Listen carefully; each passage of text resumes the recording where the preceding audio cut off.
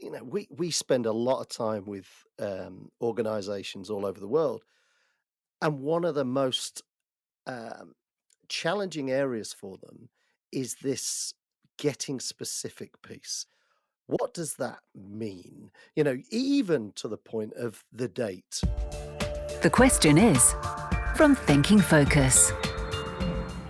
Hi, I'm Ricky from Thinking Focus. Hi, I'm Rob from Thinking Focus. And today, the question is, how can you create questions to achieve laser-like clarity? Brilliant question. But just before we start, we should just let you know that this is a mini series aimed at managers, leaders, and coaches who are looking to help their people grow. This focuses on how questions are one of the most important assets at our disposal. In this second episode of our four-part series, we're going to explore how you can create questions that achieve laser-like clarity. Okay, Rob, so how do we do that then? Well, it's interesting, I think, because there's a little bit to begin with that goes, why would we want to do that anyway? So, in other words, what's the context in which we might be interested in getting laser-like clarity? Why use questions like that, in other words? And I think, the answer to that is answering my own question. There are times that we need to fix on what we want. We need to be specific about stuff. We need to have clarity in order to know what to do next. So, we've got to have some questions that enable us to come up with some of those answers. What do we want? Almost why do we want it? What's the specific nature of the thing that we're looking to achieve or get or benefit from? And the laser-like clarity has got to include things like some details, maybe a date. I want such and such a thing by this date. Well, what do you want and by when? There's a very simple version of a question that causes somebody to focus in on what's the answer to that question. This all sounds like a chant to me, Rob. Like, what do we want? When do we want it? Now. Yeah, well, and look at the answer that you're given now. It's like that immediately talks to motivation, doesn't it? Yeah, and I think we spend a lot of time with organisations all over the world, and one of the most um, challenging areas for them is this getting specific piece. Mhm. What does that mean? Even to the point of the date, end of the month. Well, you and I might have a different version of end of the month. Is that at the very end of the month, or is that the last Friday of the month? And that can mean the difference. I mean, we've worked with organizations where there's been as much as 10-year gap Yeah. between what is perceived to be the deliverable of their vision, of their mission. Between a mix of people, that is, yeah. Between a mix of people. Well, if you've got an organization of thousands reporting into that mix of people, Yes. all of a sudden you've got a whole problem on your hands in terms of mixed messages, different levels of urgency, Yeah. uh, different levels of clarity in terms of, well, I think we're working to this date, I think we're working to that date. Well, that cannot be healthy. So for us, we really labor this point that says if you don't have crystal clear, picture perfect 4K vision of what the outcome looks like, then you're leaving it to chance. Because unless you can articulate that to others, they, particularly as leaders and managers, you're leaving people exposed. You're leaving them to be effectively disappointed with what they deliver. They might actually achieve what they imagined in their mind's eye, Yes. but that's more luck than judgment. And of course, that also can potentially create a problem because if they think they're achieving what they had in their mind's eye, was that what the intention of the other person or the rest of the project team, if it's a project team, had in their mind's eye? So, in other words, we've got, if there's five people, we've got five versions of clarity, which, unless that version is exactly the same for every single person, we haven't got any clarity at all. Absolutely not. And I think for me, if you really want to achieve your goals, you've got to nail it down. As you quite rightly described at the very outset, we need to get specific. We need to get a date on it. and we might need to include some who's going to do it, who's going to take that forward, who's owning this essentially. Yeah. And in most cases, when we're setting goals, particularly for ourselves, that's us, right? Yes.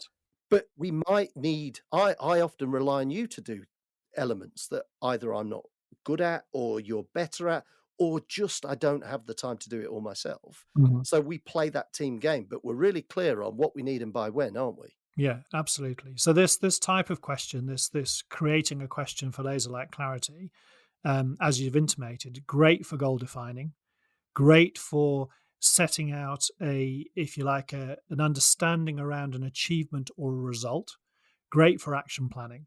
I mean, we work with coaches, we are coaches ourselves. A very simple example is, what specifically do you want to achieve? So that talks to an achievement of something. You could use exactly the same basic structure of the question to say, what specifically do you want to focus on? What specifically do you want to fix? What specifically needs to be corrected?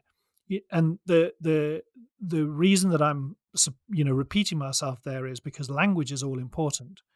The language of what specifically enables the clarity to emerge in attempting to answer that question. Because it what you're trying to basically do here is you're trying to remove the wriggle room or the ambiguity that can sometimes exist in people's minds. I love that phrase, wriggle room, because give me some wriggle room and I will take it. Sure. And I think most people will, because they will create some poetic license around, well, I thought you meant this and I thought you meant that. And all that does is leads to wasted time, wasted effort, wasted money, and disappointment.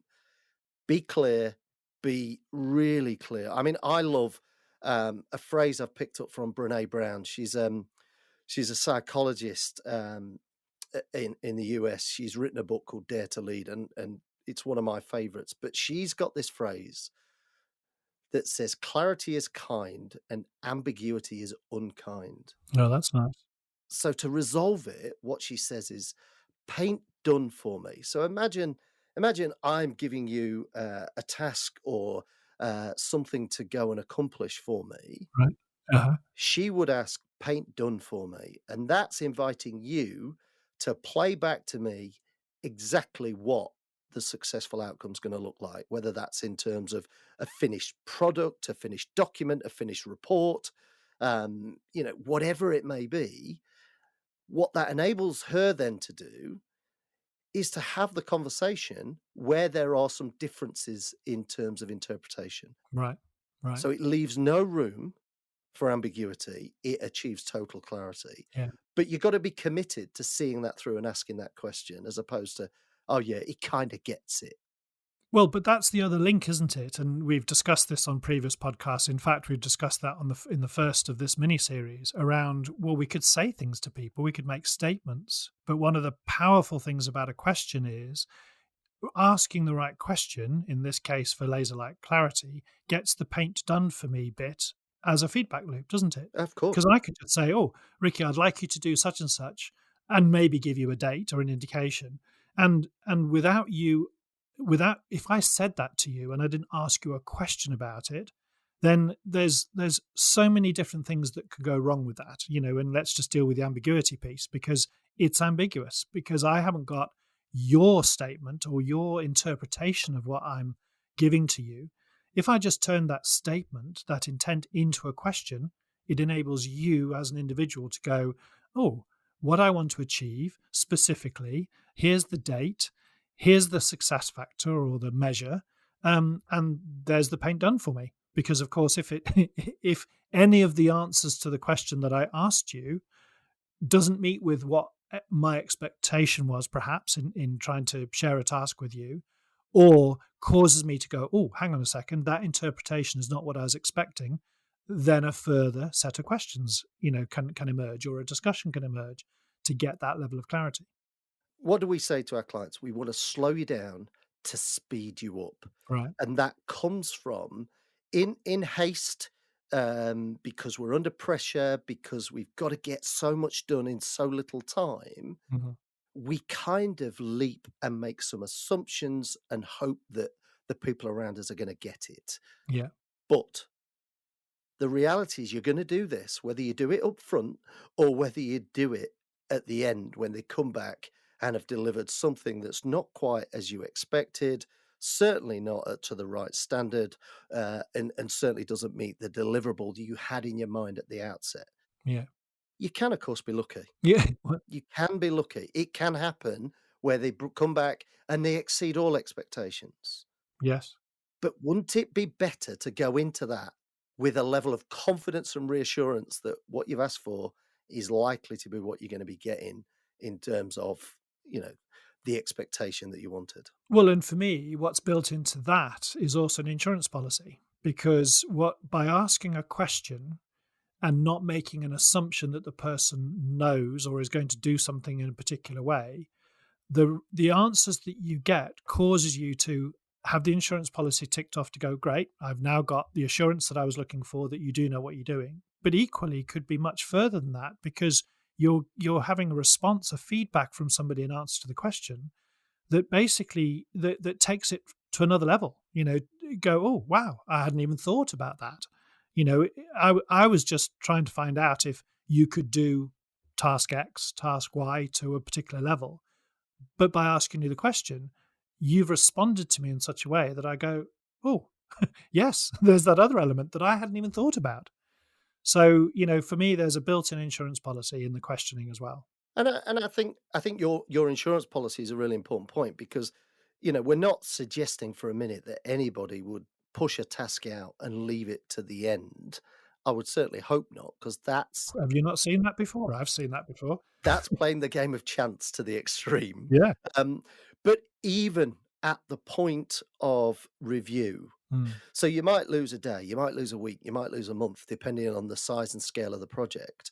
But better that and then reaffirm, because the great thing about this is you don't ask this question once. Yeah. You ask it and say, right, let's be clear. What specifically are we trying to achieve? Yeah. Are we still trying to achieve the same thing a week later, a month later, or whenever? Right. Because projects can easily get off plan very quickly, because we make assumptions, we make leaps, or new information is available. So it's important to redefine that laser-like clarity on a regular basis, because if the goalposts have moved, then we need to make sure that everybody is aligned to those new set of requirements. Yeah, no, absolutely.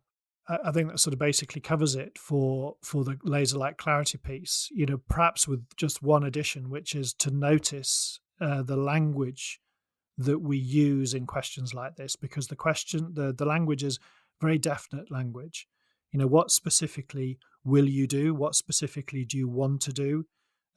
What specifically by when? So it's very definite language. It's not in any way creative. It's not in any way woolly or ambiguous. It's we're focusing in on what the issue is that needs to be either resolved or achieved. So very definite use of language. And paint done. Get that feedback loop as you described. Paint done is really important. All that remains is to let you know what's coming next. This is all about creativity. We've got that clarity. Now it's about creativity. This is where we open up our mind and explore options and possibilities. So we'll see you very soon on the next podcast. Thanks, Rob. Next time on The Question Is. So this is all about nailing it down, what we're going to do, when are we going to get it done by, and who's going to take responsibility or ownership for it. To find out how Thinking Focus can unlock the potential within your organization, go to www.thinkingfocus.com, where you'll discover more about the work we do, helping our clients increase productivity and enable change.